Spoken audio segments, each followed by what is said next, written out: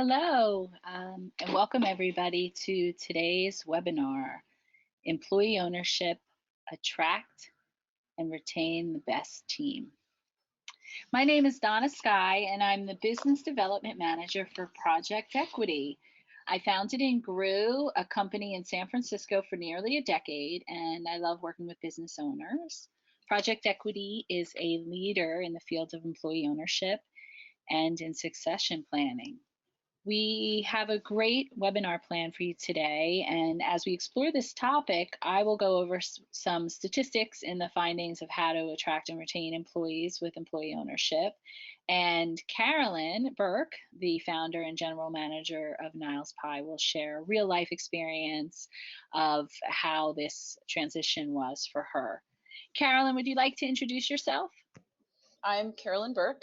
I'm founding owner of the Niles Pie Company. We're a small bakery and pastry shop in Union City, California. Founded in 2010, and we converted our business to a worker-owned cooperative 2 years ago in 2017.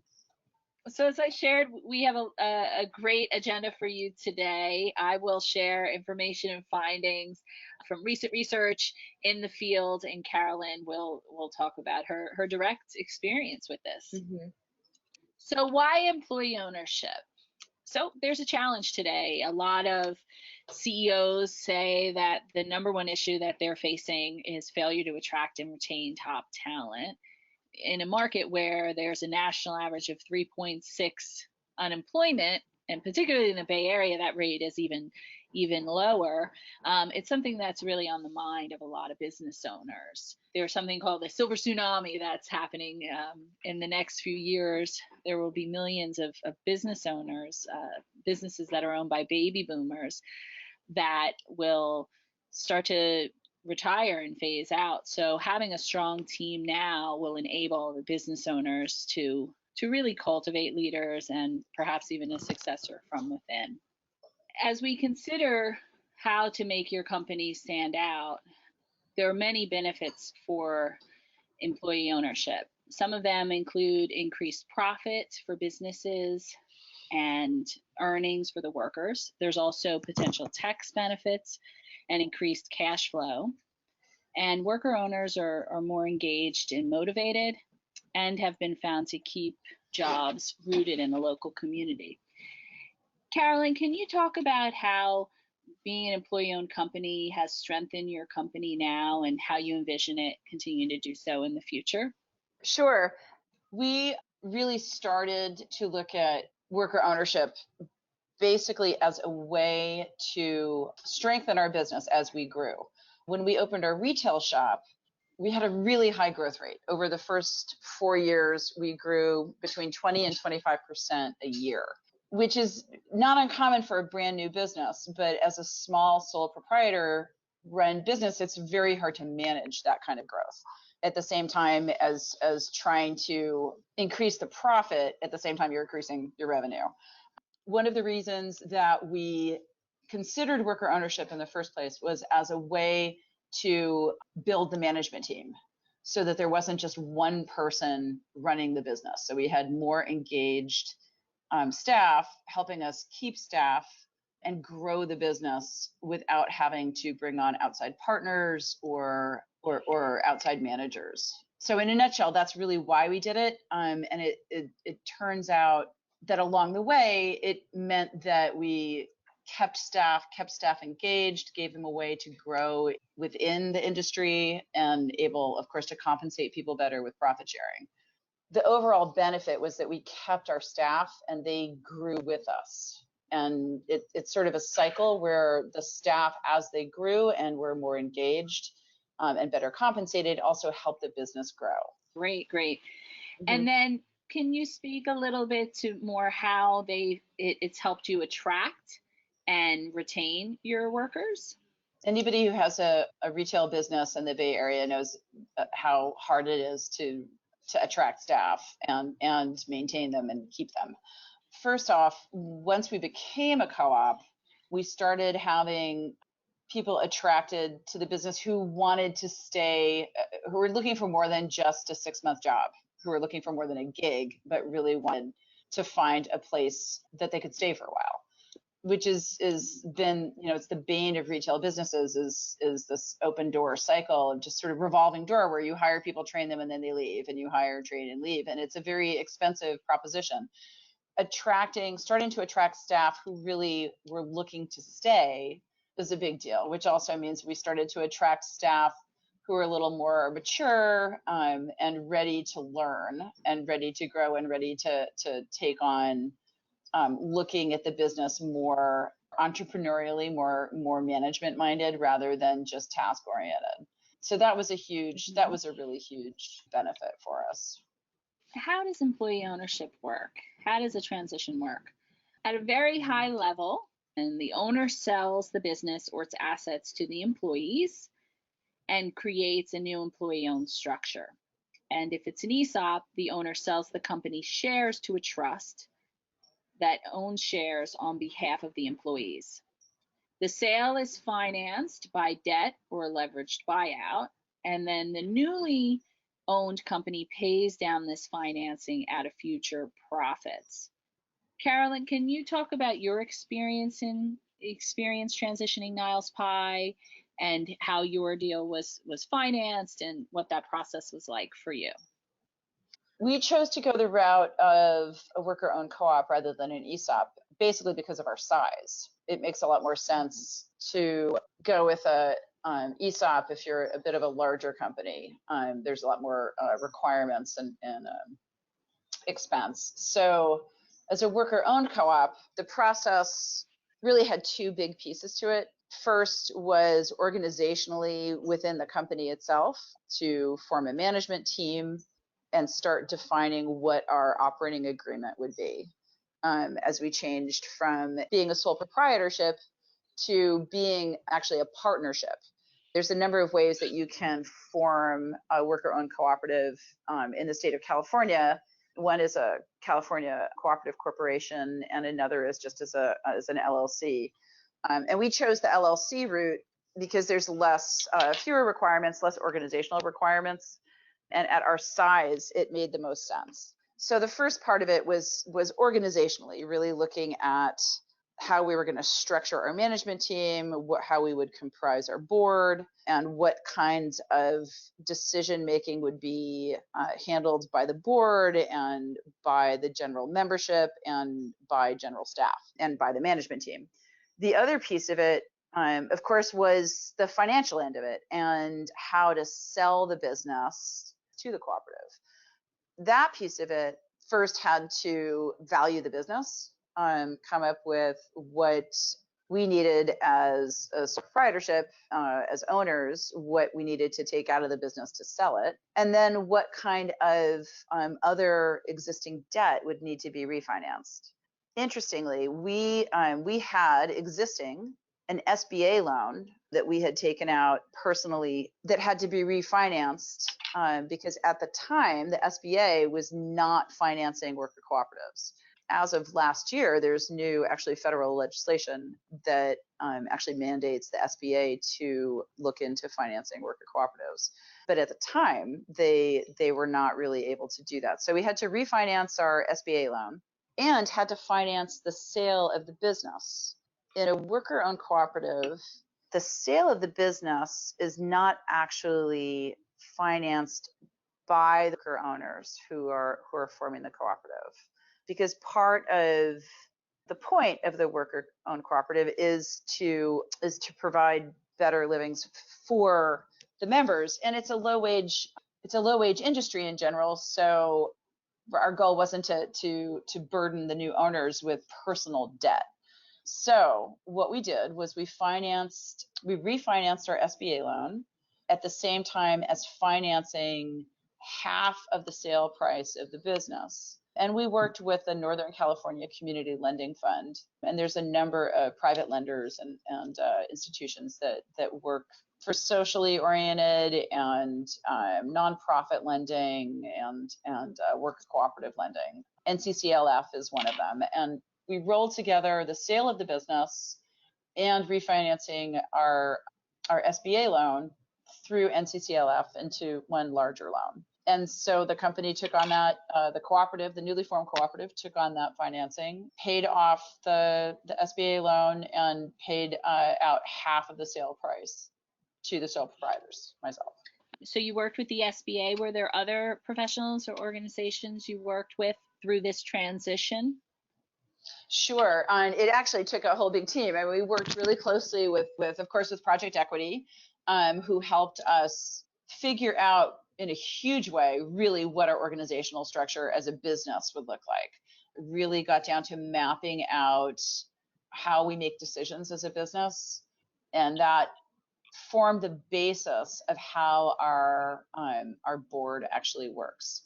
We spent a good piece of time really putting that together.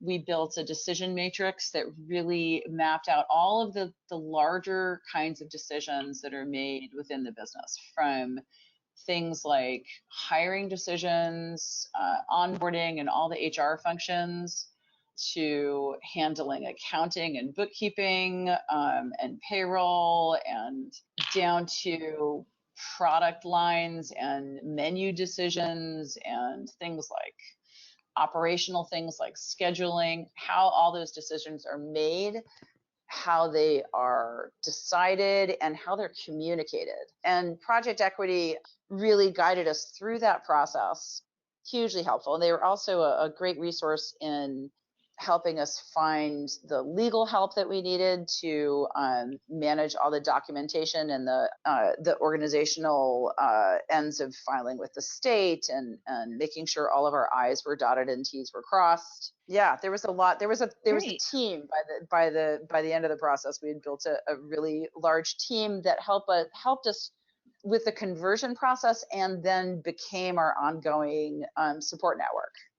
Thank you for sharing that. Yeah, so it sounds like it definitely was helpful having the team to walk you through the process. Mm-hmm. Absolutely. And how long did it take? Well, it had a couple of different phases. Really, the decision process to pursue becoming a cooperative, just with mulling it over and talking amongst ourselves and starting to picture what it could look like, that took probably 9 months to a year of just talking amongst ourselves. And once we reached out to Project Equity and started getting that off the ground, we were one of their first cohorts through the process that they've built. So it probably took us a little bit longer than most, but it took us about 18 months altogether from soup to nuts. You mentioned that your company converted to a worker-owned cooperative, and just for the people listening, to share a little more deeply around that, worker-owned cooperatives are owned and governed by the people who work in them. They're 100% employee-owned. And then the second type of employee-owned structure that many people are familiar with is called an employee stock ownership plan, often referred to as an ESOP. And the difference with that is that the company is actually, it doesn't have to be 100% employee owned, and they're best for companies that have 20 to 40 employees. They come with nice federal tax breaks, but in exchange for that, they're highly regulated by the federal government. And as a result, they're a bit more costly to set up and manage. However, often the benefits, you can reap the reward of those tax advantages can help offset some of that cost. Did you consider an ESOP as well as a worker-owned cooperative, or was worker-owned co-op always the path that you wanted to pursue, Carolyn, and why?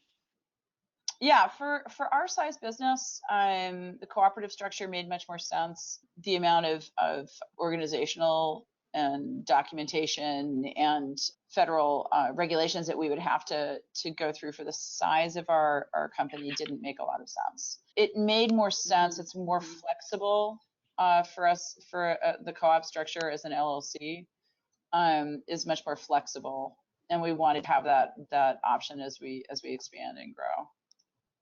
I'd like to dig a little more deeply into the why and the how of employee ownership in attracting and retaining the best team. Employee-owned businesses can have benefits that directly improve the lives and finances of the worker owners. And a new survey looked at the worker owners' economic circumstances in particular. And in this research, they found that worker owners have a 92% higher median household net worth, and 33% higher income from wages, as well as 53% longer median job tenure. Carolyn, can you speak to what differences you've seen in any of these findings with your team pre and post transition? I don't know what the statistics are for the average turnover for small retail bakeries in the Bay Area, but I'm sure it's astronomical. Our retention rate has definitely improved. Not to be unrealistic about it, because we do still hire and we do still lose people. But what I would say really that is really important is that at the end of the day, it's a retail business, and it's all about the nuts and bolts. For our staff and our worker owners to take on the extra responsibility of worker ownership, there really had to be obvious benefits for them financially. So we really built into our plan to be able to compensate people better in exchange for longer tenure and the higher responsibility of managing and governing the business. The business then really needs to step up and be able to support people. So we found with profit sharing, our first full year out the door, we were able to deliver just over $6 an hour in profit sharing to our owners, which in a low wage industry, that was pretty significant for people. So we really worked hard to try to make sure that our first year out the door, that we were really able to reward people for the hard work that they put into building this co-op in the first place. A lot of work went into putting together our operating agreement and our organizational structure and our management team that really had a really steep learning curve for people. It was really important to make sure that we could reward people and make sure that they saw some financial benefit from that pretty immediately. And we were able to do that because their work really did produce benefits right away. So being able to distribute that much profit sharing in the first year was terrific. It's really made it so that it's easier to bring on new owners and to look at how we're going to expand the business in the future as well with a committed team. That's fantastic. So findings also show that employee ownership can grow more prosperous and healthy teams. Some of the findings in particular have shown that employee owners having a voice in key decisions and policies that impact their lives helps to boost morale and productivity. Also, opportunities such as having an opportunity to sit on a board can really grow lasting leadership skills in employees or workers. As well, employee owners have stated that they experience less stress from having more job security, which also improves their overall sense of well-being. And former sole owners have also talked about the benefit and to their health around having more work-life balance once they become one of many owners. What is your experience with that been, Carolyn? Yeah, all of the above. Really, I'll hit the positive points, and for everything there's I don't want it to sound like it's walk in the woods. It's a lot of hard work, and there's the growth path isn't just straight up. There's a lot of trial and error of learning, of the board really learning how to function as owners as a new thing. I think a lot of people are attracted to the worker cooperative model for the same reason that a lot of people see being a business owner and a sole proprietor as, wow, you get to be your own boss, which anybody who's done it for any length of time knows that you are your own boss, and all your employees are your bosses, and all your customers are your bosses. So it's a real matter of, when you have a voice in key decisions and policies, you really are also taking the responsibility for those decisions and policies too. So that is really empowering for people, as long as there is enough support and tools. So our ownership, our member owners really have, in the last 2 years, grown exponentially in their management skills, having the confidence that comes from running a business, and knowing what it looks like under the hood, and really knowing how things work. Not just the guarantee of job stability that they're an owner of the business, but that they know the business and they know that we're a secure business is powerful.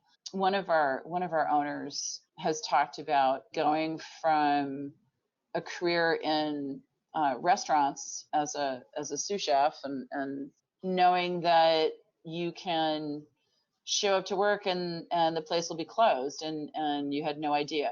Job insecurity working in food service in the Bay Area or anywhere in the country is pretty large. And if you have a family to raise and bills to pay, that's pretty stressful. So knowing how our business functions, and knowing that we're solid, and knowing that our business isn't going anywhere, gives people a lot of peace of mind. And having the tools and the information to help manage that business is pretty empowering, at the same time as having the support to learn and to run it successfully. So that's pretty big. In terms of myself as a sole proprietor, changing to being one of many owners, it's definitely given me a certain amount of more of work-life balance. I probably work just as much, but I've been able to take 2 actual vacations in the last 2 years, which is a pretty big deal for most mom and pop kind of shops. Owners tend to work 24/7, 365. And it was really important to me that if I was going to be giving over control of my business, that I wanted to reap some benefits from that. And I wanted to be able to have vacation time. So we built that into our model, and that's a big deal. So having the ability to attract and retain the best team can strengthen companies. Recent findings from the National Center for Employee Ownership found that worker-owned companies not only have higher productivity, there's more employee engagement, quicker implementation of key decisions, increased cash flow and tax savings, lower employee turnover, and higher profit and impact to the bottom line. How does employee ownership impact, or has it impacted the bottom line for Niles Pie since you transitioned to an employee-owned business? Well, several things. First, I think all of those things, higher productivity and lower turnover, are key to having a higher profitability. I mean, when you don't have to hire and train constantly, it really impacts your bottom line immediately.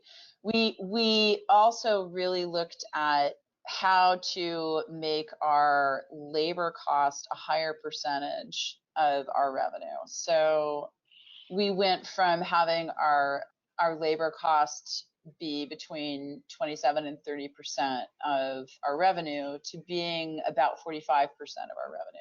So we committed to paying our team more at the same time as our owners earning profit sharing. So having a higher profit margin really assisted us in that, basically. And it's key to having higher productivity and more engagement, and being able to implement things more quickly when we decide to take on a market. We've got our owners are hitting the ground running in implementing that. I'm not the one who's having to be making all the phone calls and making all the decisions about how we start a new market. There's other people who are jumping in and getting that done at the same time. So that just directly leads to higher profitability. Yeah, and it's a great segue into this. It sounds like everything is pretty interconnected as well for you. In addition to, this idea of like stronger employee-owned companies continue to have the ability to provide these unique worker-owner benefits, and then significant worker-owner benefits, including financial benefits, health benefits, and a say in key decisions, lead to more worker retention and attracting the best qualified team, and which also leads to having a more engaged team, which continues this cycle of having a more successful company.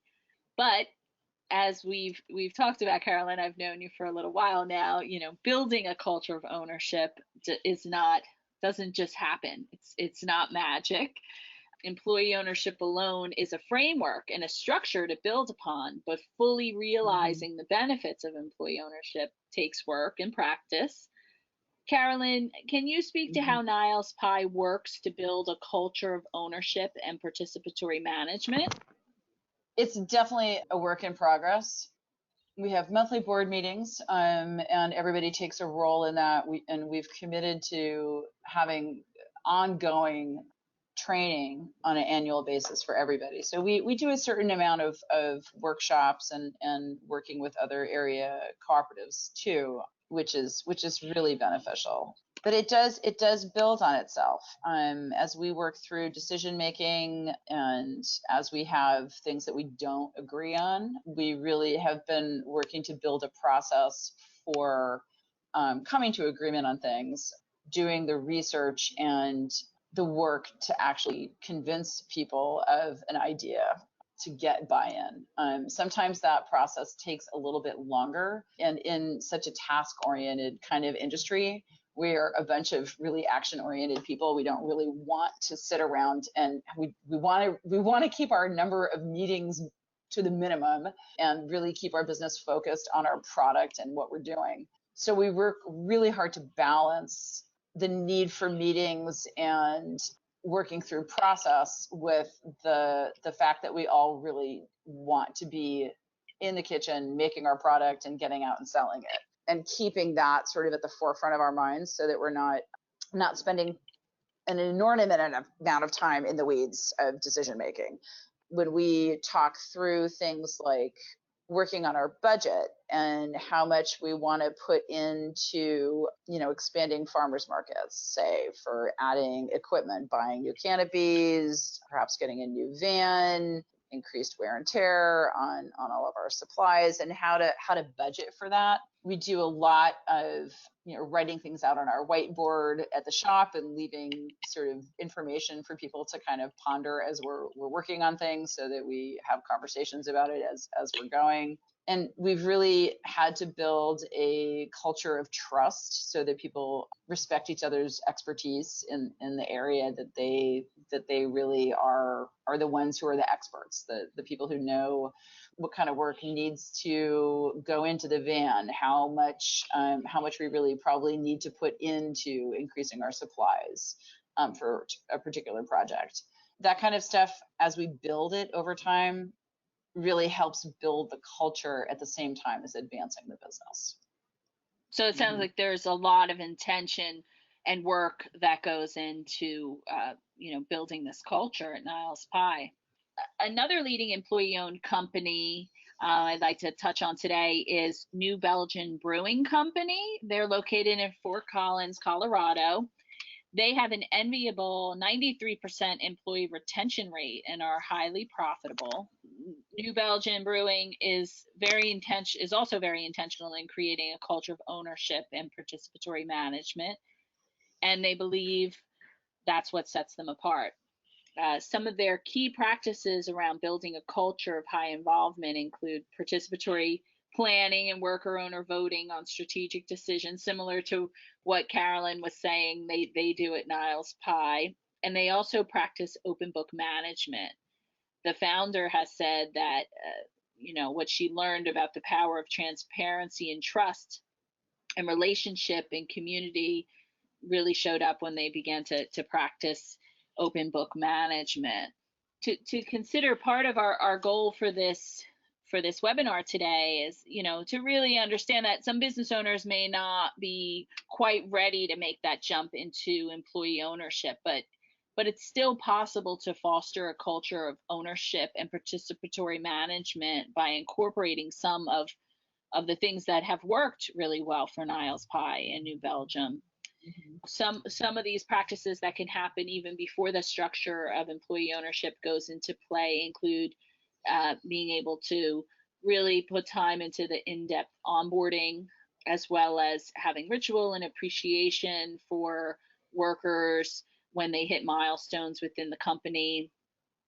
planning, really inviting team members to have a say in decisions that will impact their lives at work and their financial earnings, incorporating investing retreats for team building and strategic planning and open book management as well.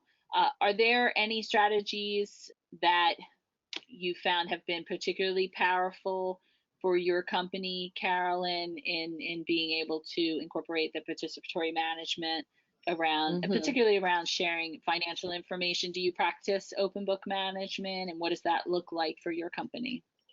Sure. Yeah, we absolutely do. We really started using open book reporting before we became a co-op in the first place, which means that with our management team, with our couple of people who were really the folks who were running the kitchen and running operations, we always worked, even before we became a co-op, with a knowledge of our financials. And as we have been maturing as a co-op, we're really working to make that be open book management, which is really taking those numbers and applying them to the daily operations, making sure that people have the training to understand the numbers. It can be a little intimidating at the beginning of the idea of like sharing your financial information, because if people don't have the proper training to understand the numbers, that can lead to a lot of miscommunication and confusion. So you really have to do both ends of it. You have to do the training at the same time as the sharing of the numbers. But that in itself is really empowering and really powerful, because people really then understand how the money flows through the business, and that's really what the business is all about in the first place. So it's important. I think that was probably the most important piece for us.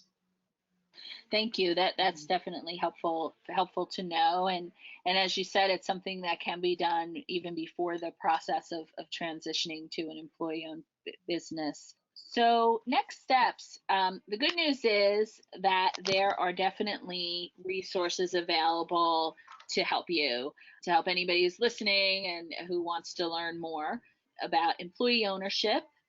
The first step would be, if you're interested in learning more, we can definitely help. You can contact me directly, either by email or through our website, and clicking on the right corner of any web page on the Project Equity website to sign up for a free consult.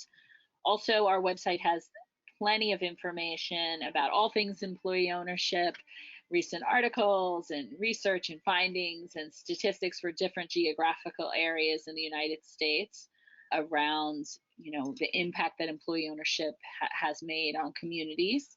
And as well, we have a list of upcoming events and webinars and a Project Equity newsletter that you can sign up for. In closing, employee ownership is a powerful tool for attracting and retaining the best team and for cementing the legacy of your business. If you're ready to find out more, please email me today, and we'd love to hear from you and learn more about your business. Well, thank you again, everybody, and thank you, Carolyn, and bye-bye.